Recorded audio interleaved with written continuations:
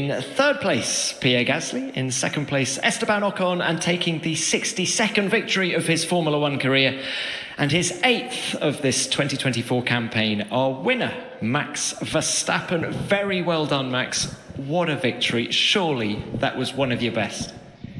Yeah, I don't even know where to start, because my emotions today have been from almost trying to destroy the garage to, winning the race. I mean, starting P17, I knew that we could have a good race, but in qualifying, I think it was quite clear that there was only one line that you could take. So I knew that overtaking was going to be quite tough.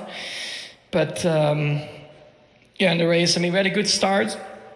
That helped already. We had a good first lap. And from there on, we just picked a few drivers here and there. And then I got a little bit stuck behind the train of Yuki, I think. And then we just stayed calm. It was still a very long race, naturally. And we made the right calls. When some pitted, the rain was coming, we stayed out, which was very sketchy. And then I saw Esteban in front of me flying, like he was 4 seconds a lap faster. I was like, I'm just happy to keep the car on the track.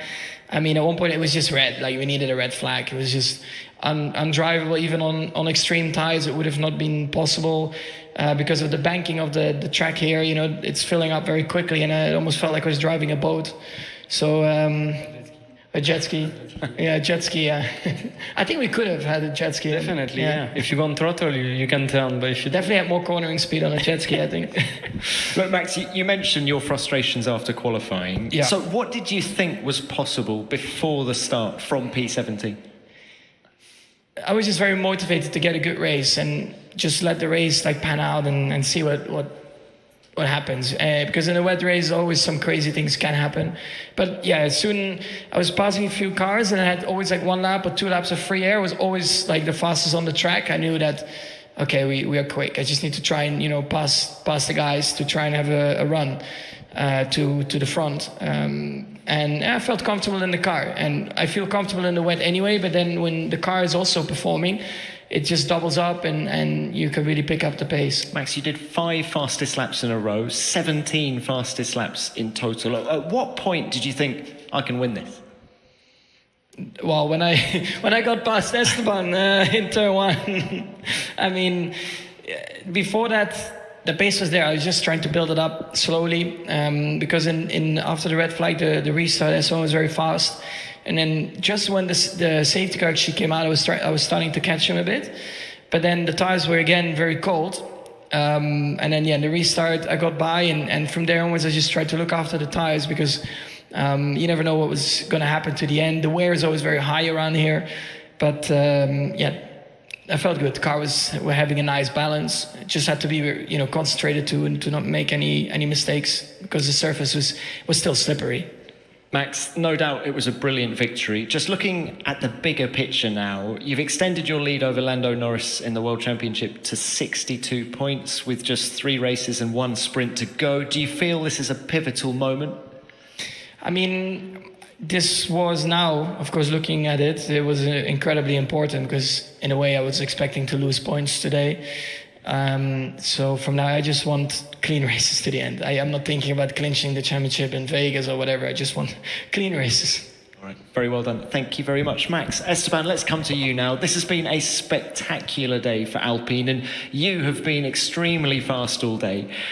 What does this P2 mean to you, first of all?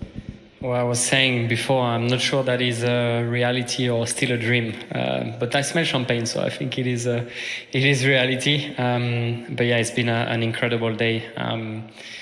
Who would have thought, first of all, that we were going to qualify 4th where we qualified? We were very, very quick as soon as these conditions, poured out today. It really, levels out the field, in here, and it feels great to be just able to fight with other cars, to fight with the guys that are at the front as well. And it shows that, we still got it. And when there's an opportunity, we are, always there to be able to take it. But, we're leading the race at some point, that was a special moment, I was pulling away from Max in that first restart. It was going super well. Unfortunately, yeah, at the end, reality check came back, and Max was still better than us. Yeah, I mean, it feels extremely great, and even greater now because, we've had difficult couple of races lately where things doesn't really work the way we want for us, but it clearly shows that we still got it when it's not all about the car, and it's also about driving. Have you had confidence in the car in the wet all season, or is it specific to the Interlagos racetrack? No, not necessarily. I think we are normally better on the rain. It's difficult to be worse at times than where we are on the dry, especially lately. Don't laugh, please.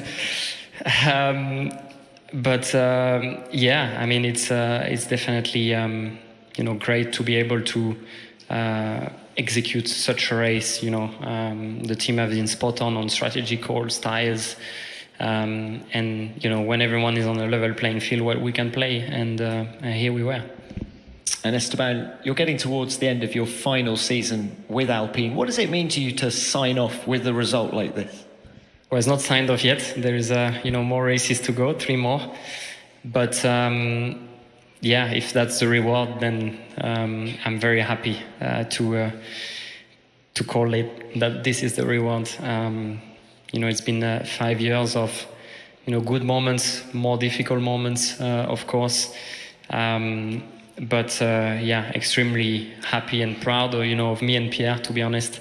We've had our stories at time, but it's been, incredible to do that last formation lap. A lot of flashback, came back to my memories when we were racing on the wet in go-kart when we were young, even on the snow. With a slick tire, we were both, racing together and waiting for the podium or the win, to come. And today, it tastes a bit like that. So, a beautiful story from where we come from, and that one will for sure forever stay engraved. Esteban, very well done. Thank you for that. Thank you. Pierre, let's come to you now. You were nodding at the end there. Did you get those same flashbacks on the slowdown lap? Of course. I don't think anyone can understand. It's a very personal relationship between, Esteban and myself, but we've been going through so much. And, as he mentioned, all these times we've had, like over winter, going, with -5 degrees outside. We're the only one showing up at the go-kart track. Going out in the rain, in the snow, slick tires, 9, 10, 11 years old. And we've really practiced these conditions. And on a day like today, I can tell you, this actually made the difference. All that practice. I remember us getting back in the truck, trying to get warm after a few laps because we were absolutely freezing. And it's just, we've had our ups and downs, but as you said, this 2 years chapter as teammates, I think we can be very proud of the way we've pushed the team forward. It's been tough, obviously, this season, but we've always tried to push the team in the right direction, to never give up. And on a day like today, even the cars misbehave for the majority of the season. Everyone tried to put their A game, and it was just an historical day for the team. So very proud to, for everyone working in the team to achieve such a performance. As you say, a great day for the team. A lot of pressure from George Russell at the end. Yeah. For you. How hard was it to keep him behind? Yeah, it was quite big in the mirrors. I must say it wasn't easy.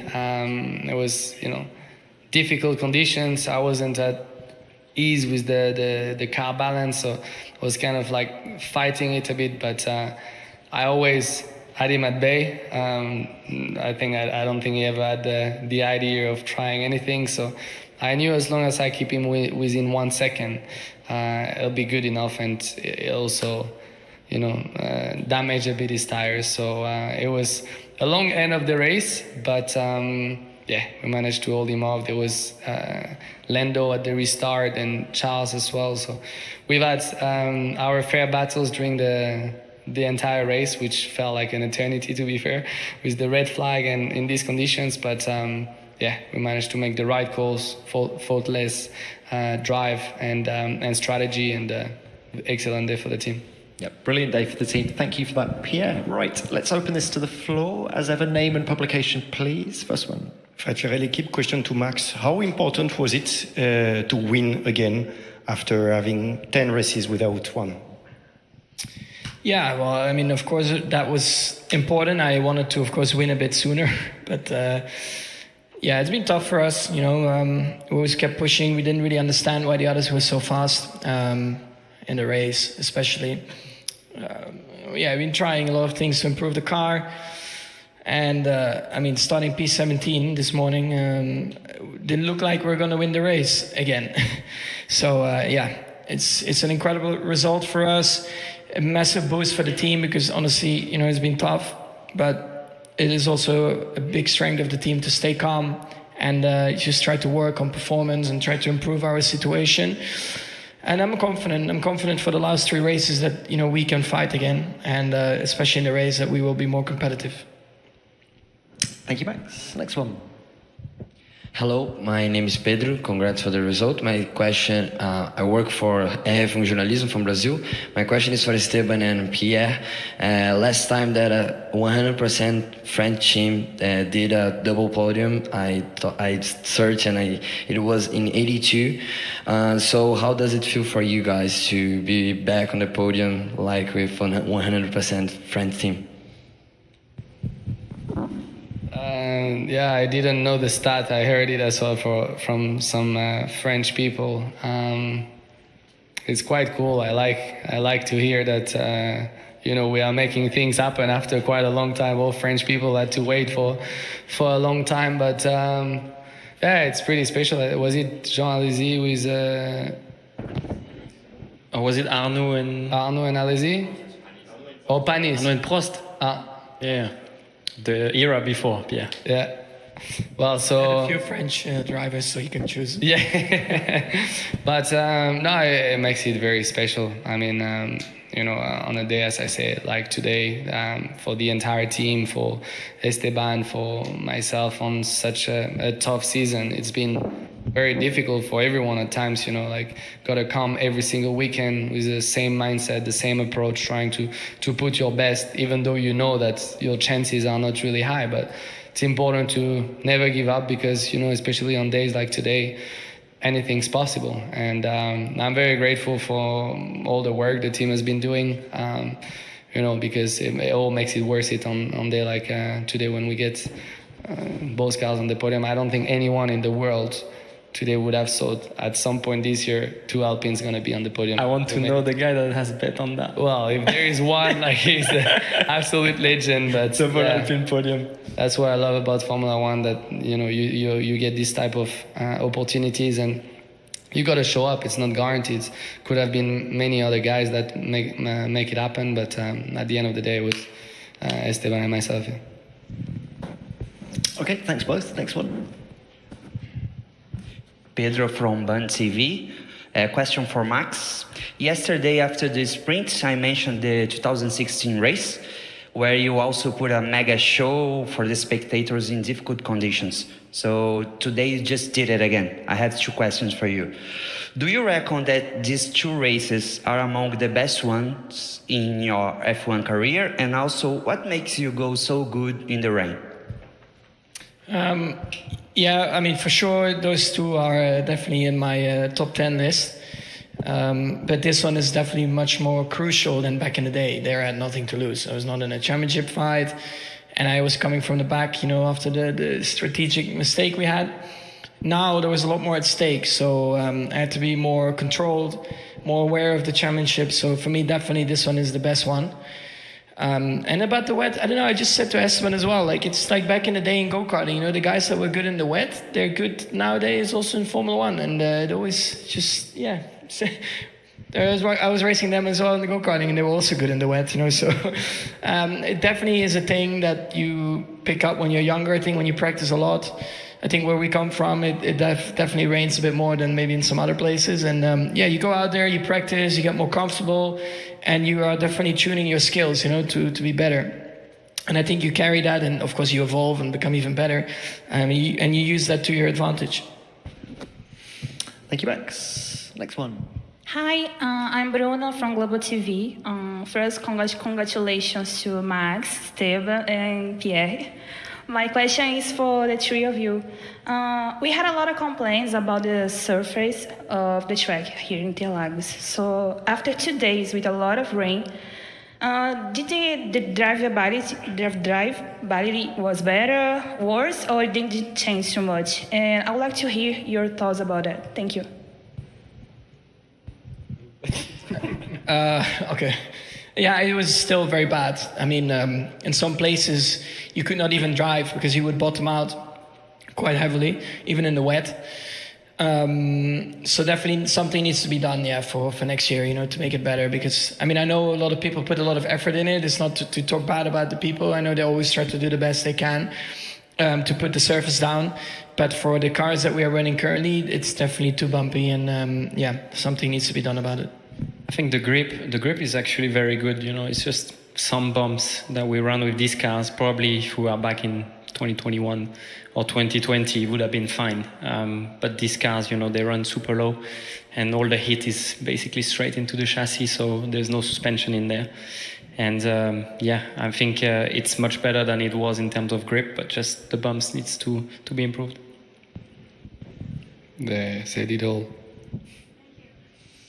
All right, thanks. All. Next one. Question to Max. Rodrigo França, Car Magazine Brazil. Congratulations on your win. We are in Interlagos. We need to talk about your relationship with Brazil. And of course, I mean, you go to Brasilia, you go to Lençóis Maranhenses, you know a lot of places in Brazil. And personally, I think you grew up a lot in your relationship with Kelly, Piquet, and you're really private about your life, which I also admire. But we would like to talk about how the importance of this relationship and going to Brazil. How is these things for you as a driver and also as a person? Yeah, so of course, my family-in-law is Brazilian, and yeah, I appreciate it a lot, meeting all of them all the time when I'm coming over. It's of course quite a travel from Europe, but we always try to combine it with the Grand Prix and stay a bit, we come earlier and we stay a bit longer. Also for Kelly, of course, to spend more time with the family. And yeah, I've been really, welcomed very nicely within the family. Of course, a massive history as well with racing within the family. So it's really cool. Honestly, I really enjoy being around the Brazilian mentality as well. I think it suits me quite well. My Portuguese is still very bad, so maybe when I stop racing F1, I need to take some lessons. But yeah, it's always, when I come here to also to Sao Paulo, it's a track that I want to do well. Naturally, when you have a bit of a connection to Brazil, it's cool. And then when you can do a day like today, it makes it even better. Thanks, Max. Another one. Hi, Maria from Car Magazine Brazil. Question to all three drivers. I reckon that up to this point, you've understood that Interlagos is a temple of motorsport, not only to us Brazilians, but to motorsport in general. And to claim it, you have to earn it. And Interlagos today gave you its absolute worst in terms of weather to push you towards your absolute best. So if Interlagos were a person, what would you say to them after today's race, and this weekend? Thank you. I would say thank you very much. Served me well. Muito obrigado.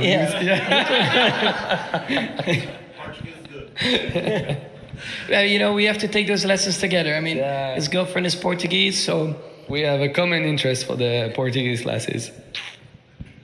Esteban? I mean, the support we receive here is incredible. I mean, this morning I was turning up to the track at around 5 o'clock in the morning, and people were waiting and queuing in front of the circuit. I couldn't believe my eyes, that people are so passionate about it, about F1, about motorsport. And, since my early days, the people have called me Oconzinho, which is quite funny, I feel. But yeah, it's just incredible, you know, from the day we arrive to the day we leave. I would really like to spend more time in Brazil, you know, visit various places. But yeah, Interlagos atmosphere in general never disappoints. It's just incredible. Pierre, anything from you? What would you say to... I just look at the crowd, like honestly, it's such an iconic racetrack. This year was, you know, also very special with the legacy Ayrton left, and, you know, with 30 years. So it was, as Esteban said, I think this morning at 5 a.m., when my eyes were quite closed because I was still a bit sleepy, once I saw everyone queuing, and I was like, wow, that was very impressive. And the energy you get from these moments makes you very grateful, and you know, to be able to live these moments. And when you get these emotions a couple hours later, it's just yeah, memorable moment that will for sure keep with us forever. I have a quick question here. I mean, I appreciate all of you being here, but I don't see any British press. They have to run to the airport, or they don't know where the press conference is. You know? Yeah, that's a fair question. That's a fair question. All right, do we have any more questions from the floor? Yeah, I have one. Yeah, let's do one more. Okay. Working here? Okay. Oh, sorry. Pode ir. Since Esteban mentioned his nickname Oconzinho, I would like to ask to Max and Pierre if they already got Brazilian nicknames too. Maxinho. Pedrinho. All right, okay, wait, another one? Yep. Sorry, I interrupted the other one. Bernardo Berch from Correio do Povo, Porto Alegre, Brazil. For Max, but I think Esteban can add a little because he had a first-person view of the move. I wanted you to talk a little bit more of that, your line in the first corner. You were going so deep, braking so deep, and also still managing to get a lot of traction from the corner, and nobody got to do this through the race. Yeah, I mean, you know, when you feel good with the car, I had a lot of confidence on the brakes because I passed a few people here and there, and I think, you know, that was one of these opportunities. I had a good restart. I was in the toe, and I knew that I passed a few people there before, so I was like, I'm gonna send it up the inside. The camber of the corner helps you naturally a little bit. So yeah, I just went for it, and then of course I saw also like Esteban didn't make it too difficult for me, and he slotted in behind me. Otherwise, I think it would have been 25 laps of trying every time. So, I mean, honestly, I think it was, I mean, I went for it, and I think it was also, you know, very nice how then Esteban handled the rest of the corner. Yeah, I mean, you know, Max clearly was quicker on that second stint, so there was no way, you know, for me to be fighting. He pulled away very quickly, as I thought he would have done. But yes, I you know, told him after the race, I was very impressed on how late, you know, he could brake to the inside without locking up the front. You know, that's what has happened to a lot of drivers. I've probably in qualifying, you know, 90% of my laps I had the front locking into turn one. But yeah, he made it stick, and it was a nice move. Okay, we'll leave it there. Great race. Thank you very much.